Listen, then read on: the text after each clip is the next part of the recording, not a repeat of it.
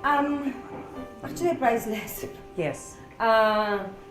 This is my only baby picture. This is the only one picture that I have.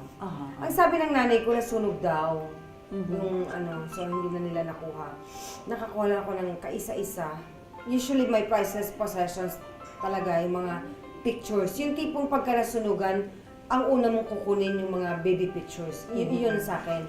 More than my jewelry. Bakit ho masakit kung mawawala itong Kasi litratong parang ito? yun ang nagre-represent ng ikaw, ng kabuuan ng iyong pagkatao. Pag hindi mo nakita ang itsura mo ng bata ka, parang bigla ka nalang sumulpo. Nakakatuwa nga eh. Kasi ina-exaggerate pa nila.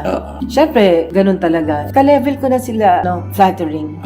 Si Veronica Jones. Si Veronica Jones, opo. Ilan ho kayong magkakapatid? 6 kami magkakapatid. Ang 3 ay nasa Amerika na. 3 na lang kami dito. Bunso, panganay, at ako. Wala. Ang bumubuhay lang sa amin ay ang kapatid ko, si Veronica Jones. Oo, nag-artista siya para buhayin kami. Kalahat, tanungin mo, anong gusto mong maging? Mag-artista para po matulungan ko ang aking pamilya, maiangat ko sa kahirapan, di ba ganun? So, matagal ng yun ng mga tao nung araw pa. When she decided to settle down, pagkaalam ko, 10 pa lang siya, nag-i-stage show na eh. Talaga? Kumakanta-kanta noong araw, uso yun eh. So, medyo, at that time ay magulo ang takbo ng buhay. At saka hindi siya sa amin naka-base sa isa kong lola. Parang in-adapt siya. But we grew up knowing each other and loving each other. Dahil kay Veronica Jones. Okay. But there's this search for chikas.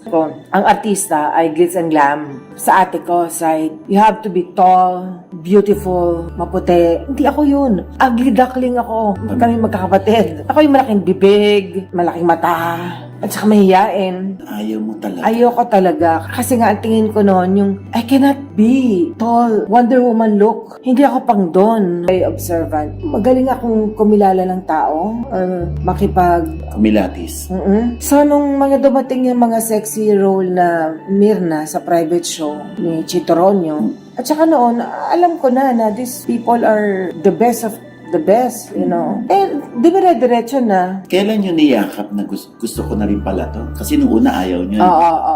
At nandun na yung happiness nyo, excitement nyo na to do all this, Ang sa akin offers. yung portraying a character. Kasi mahilig nga akong, tapos gusto kong i-present sa society itong tao na to.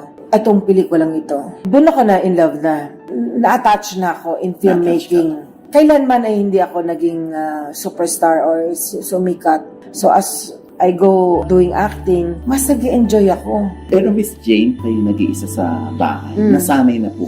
Kailangan, wala akong choice. Katulad ng sinabi ko sa iyo, ayokong pigilan yung mga anak ko sa mga gusto nilang gawin. Kasi ako, nahawakan, napigilan. Kung ano man yung gusto nilang tahakin, gusto ko silang hayaan. I want them to enjoy life kasi life is short. Lalo na ngayon. Dati cliche yan eh. But after this pandemic, you can really tell that life is short. Kausap mo pa lang eh. Next week. Sa ICU na, tapos wala na. So, gusto niya mag-aral sa States? Sige. Gusto ni Andy manirahan sa Siargao to create a life there? Sige. Masakit, malungkot. Pero noon na tinanggap niyo yung gano'n. Oh, Na yung unang sabak pala na anak niyo sa gusto ko mag-aral sa USMA. Sabi ng isang anak niyo. Pumayag agad kayo, nagdalawang isip kayo. Siyempre, nagdalawang isip kinonvince ako. siya, dito ka na muna mag-aral. sabi ko, ba't dito ko na magtapos? At saka, wala akong kasama. Nana, it's not gonna be forever that I'm gonna be with you. So, let me live a life at 20. Iba na kasi yung mga bata ngayon. Pero habang nasa US siya ba yung nag-work, siya yung nagpapara sa sarili niya o si Miss Jane pa din? Ako? Ah, Oo. you never... Pero nagsa-sideline siya sa campus. Ang visa niya kasi student eh. Can't work outside. Sa faculty, ganyan. Fixing books. Extra income niya yun. But I support, ako nag-support sa kanya. You never asked any support from their respective fathers No. noon kay Andy at ngayon kay Never. Not a single centavo. Ano to, prinsipyo ni Miss Jane? Wala, ayaw nila magbigay. Wala nang pilitin ko sila. Ayaw nila magbigay na nangihinga ng Hindi ako nangihingi.